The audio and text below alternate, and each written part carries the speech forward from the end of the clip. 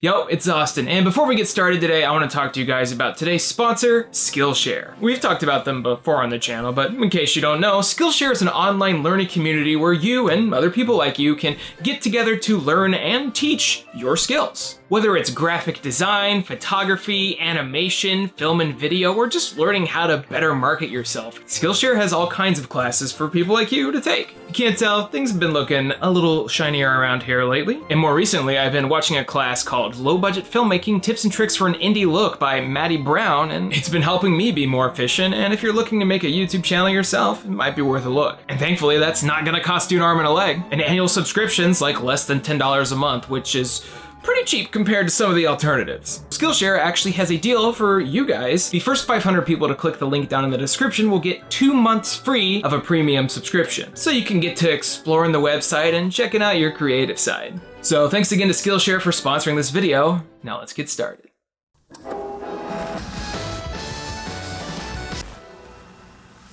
It's that time of the decade again. A new set of video game consoles are approaching. Time to throw away that nasty Xbone original and Kinect sensor and replace it with a big ol' shiny S-series or whatever variety of console you want. These days it seems like developers are just showing off PNGs of console logos to garner attention, but in previous generations, the run-up to a new console was an event. Developers would be showing off new shiny tech a long time in advance. Games would be announced for cross-gen, and there was always something to pull you in. Who could forget about Mario 128?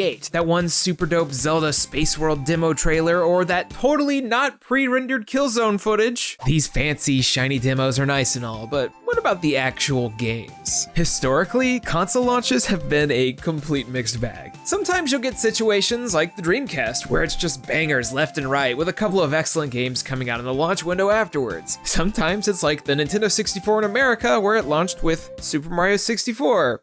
And Pilot Wings. That's it. Not many options, but it's okay. It's still better than the entire Wii U's launch. So today, I want to take a look at a specific type of game. The day one brand new console launch titles that are no good or just simply disappointing. Not your all-star Soul Caliburs or Halos, but the ones that flop, the ones that didn't understand the new hardware, and most importantly, the ones that suck the hardest. So y'all know I'm keeping it to one game per system, otherwise the 3DS would be half of this video. So yo, it's Austin, and before we get diving into the deep end, I want to talk about a game that launched on the PlayStation 2 that made me extremely jealous of anyone who had one, until I finally got to play it, From Software's Evergrace.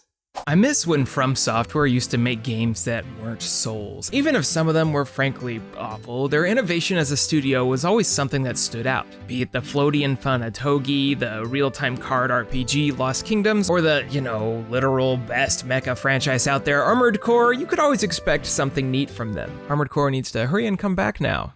Come on home. So when the PlayStation 2 launched in the States, From Software actually had 3 launch titles pushed out for it. Armored Core 2, Eternal Ring, and Evergrace. Talk about a hustle. Unfortunately, only one of these games is good, and it's definitely the one with the giant robot. Evergrace isn't overtly awful or anything, it just kind of fails to be anything remotely interesting. We begin with a nice pre-rendered cutscene showcasing the world, which was trying to build up to something rad. Then like 1 second into hitting the play button, Darius hears like, Edinburgh. And my immersion is broken. Thanks, Darius. Evergrace actually feels like it bridges the gap between King's Field and Dark Souls in terms of gameplay. A lot of unforgiving mechanics in Souls seem to be lifted from this. I mean, in what other game are you gonna... Evergrace reeks of early PlayStation 2 so hard, and while I kind of love it, I can't help but be disappointed by how poorly this game feels. Combat uses a stamina system similar to Secret of Mana, where you do more damage the more percentage you have. This also utilizes the PS2's pressure-sensitive buttons, which makes you have to mash the heck out of the button, so I'm just gonna turn that off. The meter will fill up faster the lower your health is, so theoretically, running around with no HP will let you do more damage, but, well... okay. Let's try Charlene. Charlene? Oh, what a pretty name. I really can't move my body. Beautiful. Evergrace lets you find and buy pieces of armor and weapons that actually change the way your character looks. This plays into the gameplay too, because the shop owner has a taste rating, which will give you a discount on his goods depending on how well dressed you are. Imagine if this happened in real life. Now imagine Walmart. You walk up on a cashier dressed like, "What up? How do I look?" as you don a giant pot on your head, expecting to be taken seriously, and they're like, "Yeah, you look great, honey. You look great. 25% off." Although, all of the outfits in this game are horrendous. Evergrace is disappointing because of how sterile it feels. The characters don't really do anything. The plot is basically like, wow, experimenting with a greater power sure is a bad idea, and the combat is basically just running around and slapping dudes once every 3 seconds. Like the Mana games, but without any of the fun, or the charm, or the amazing soundtrack. Evergrace has an interesting thing going on with the music, but it treads this line of great and what are you doing?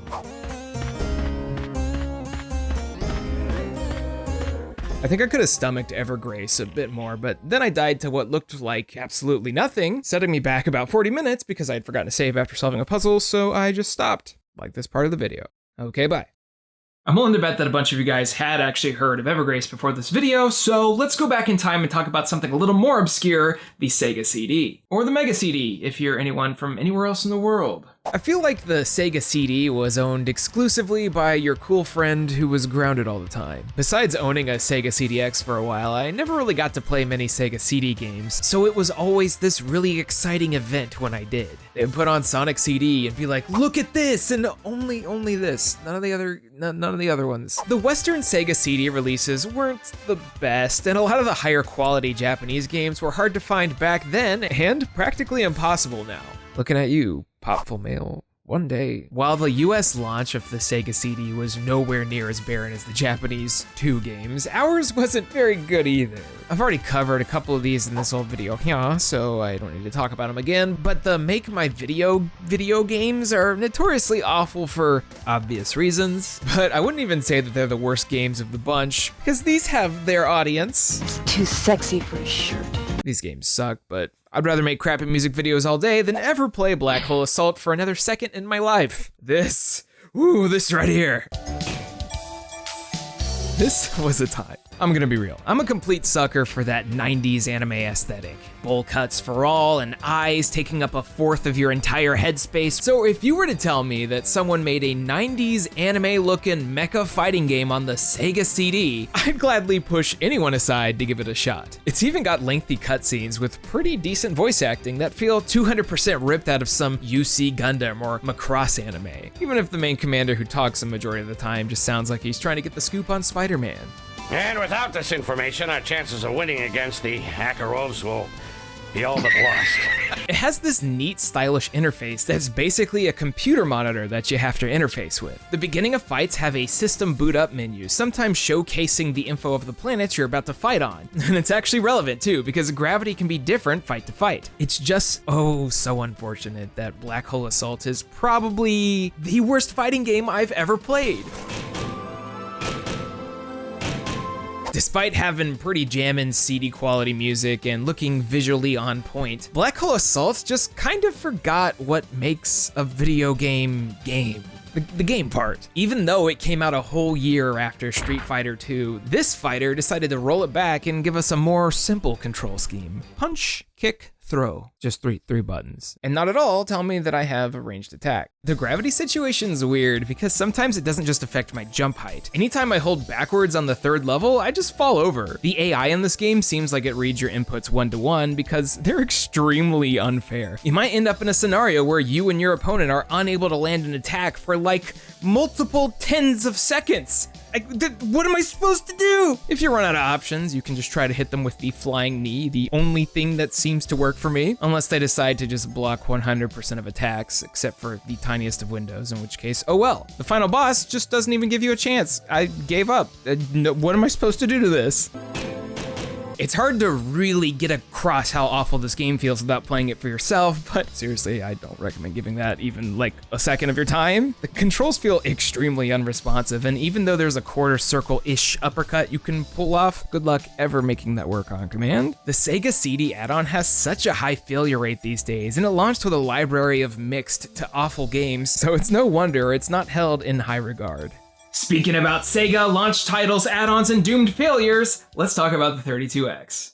The Sega 32X was a company trying to see if they could pull an Uncle Chan and One More Thing Genesis owners with yet another add-on before the Saturn belly flopped in the States. Despite the early 90s success, Sega just released a series of failures before the Dreamcast and hoped that it worked. Perhaps in a better world, Segata Sanshiro could have made his way to the West to save us all, but alas, a Sega 32X world is the one we live in. This bad boy launched in North America around the same time as the Saturn in Japan, where it was going to be dead on arrival anyways, but we ended up getting 2 games with it. Star Wars Arcade, a decent port of an okay game, and Doom. Oh my god, Doom 32X. Doom is a game that needs no introduction. It's a classic. The development is practically an indie success story due to the rise of shareware. Heck, it's Isabel's favorite video game. I'm quite fond of it myself. But that's not this. There's a story here, and it's one of rushed development, high demand, and system limitations. When you got a game making the big money and everyone wants it on their console, you do the thing. But this is just hilarious. For a game that was built with the mouse and keyboard in mind, playing this with a Genesis controller is tough, but that's the least of the issues here. The game's resolution is squeezed into this tiny box, a ton of levels are missing, entire enemy types are missing, like the Cyber Demon. How do you not put the Cyber Demon in the... whatever. It's a bad port. It's probably the worst port of Doom, and if your console launch day is this and Star Wars Arcade, then you've pretty much gone and doomed yourself. Apparently, the 32X version of Doom was based on the Atari Jaguar port before it was released, and I'm all about segues on this channel, so let's talk about the Jaguar. Well, this will be the end of the Doomer part of the video where we just go from one failure to the next. So let's cap it out with Atari's swan song console, the Jaguar. Okay, that's kind of cute, but truly, it wouldn't be an exaggeration for me to say that the Atari Jaguar is one of the biggest failures of all time, with the worst controller this side of the 90s. I played on it a few times, and I felt a cramping hand pain I haven't felt since the Duke. So, needless to say, this is totally a great controller to use if you're gonna be playing Trevor McFur in the Crescent Galaxy, a game that British magazine Atari ST user gave a 90%. Wow. Well, let's look at it. Wow. Trevor McFur is a side-scrolling shooter that, for some reason, decided to also be a Star Fox ripoff. Why did they draw him realistic with a sexy deep V? Look at the cover of this game. This is a retail cover. This is what you would see on the store shelf at KB Toys. What? I can't tell what anything is at all here, and I love every second of it. Not the game though, holy shit.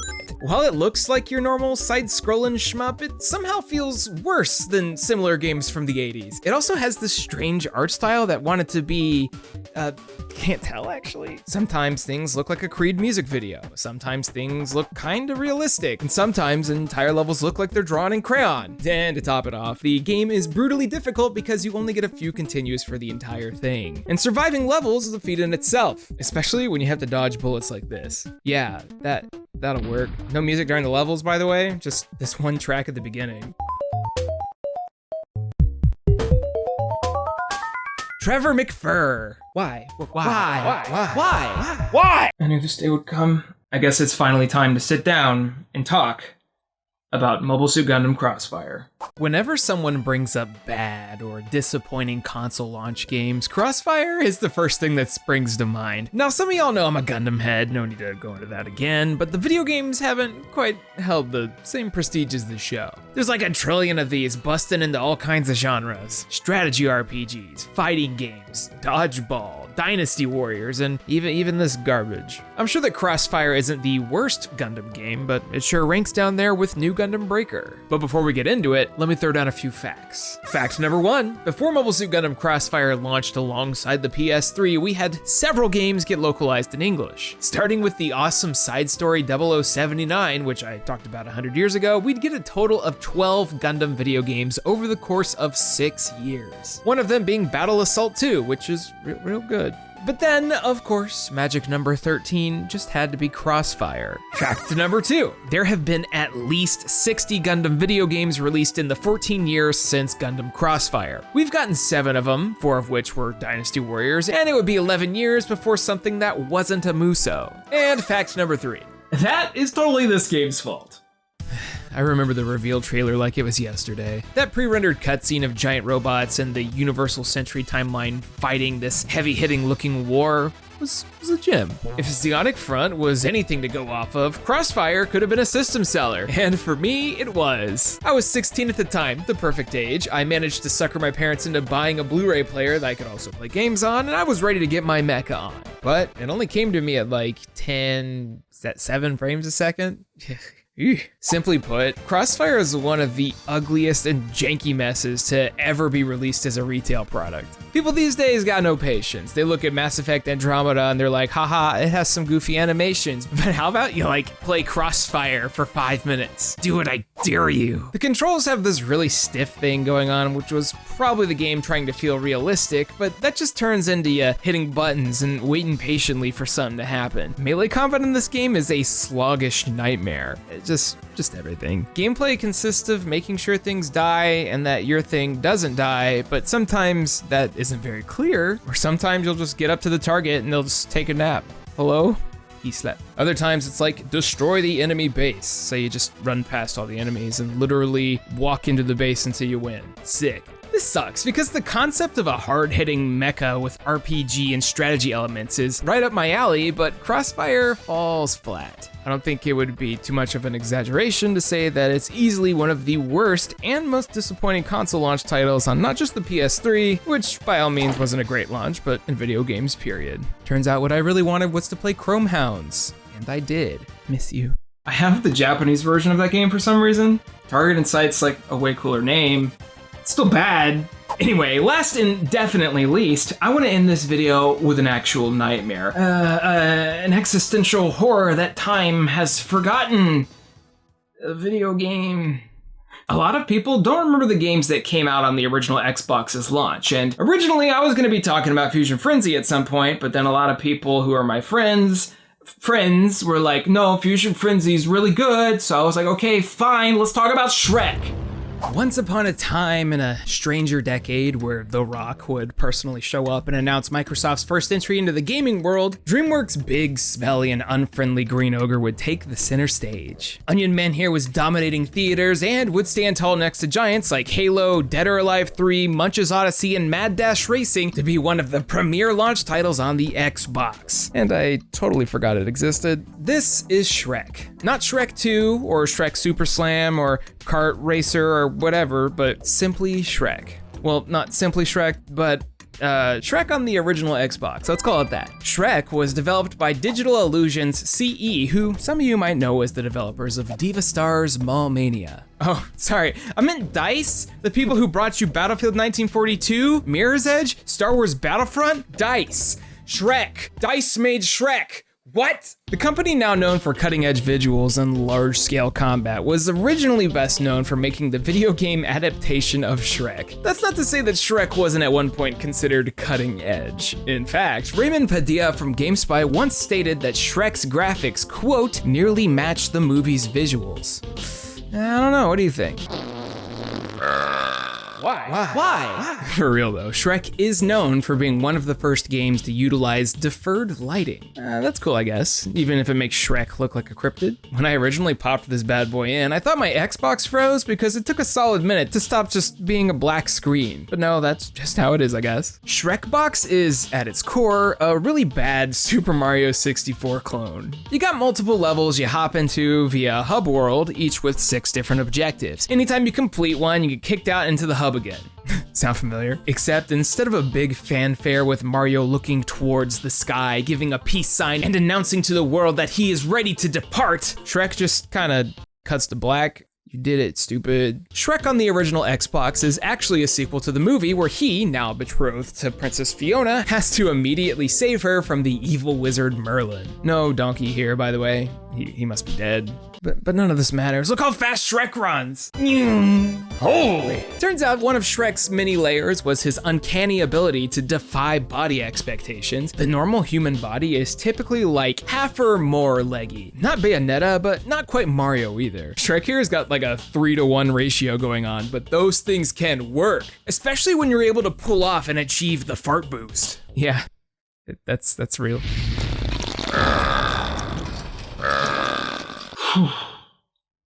Is it possible to hate and love something? Shrek's moveset is ridiculous. Not only can he run extremely fast, but he can kick and punch, he can burp and fart on command, and he can pick up just about anything in the game and yeet the ever-loving shit out of it. But there's not like a consistent flow to all of this. Everything happens so quickly. I'm trying to wrestle Humpty Dumpty's kids away to give to this bird. I feel like I'm watching people smash models together in Gary's mod, not a 3D platformer. Oh, side note, the voice acting Put me down. Not very high. Oh, no, you don't. Oh, no, you don't. Go back to the jumping ground. Go back to the jumping ground. Some of the objectives you have to do are so poorly thought out. In the Prince Charming level, you're supposed to bring him all the way to his wife. You gotta punch him to make him dizzy, so you can hold on to him for a few seconds where he'll then jump out, and then you have to punch him again and just keep repeating that, or just like kick him up the stairs. But there's multiple guards trying to slap you to death, and it's just chaos. This game is pure chaos.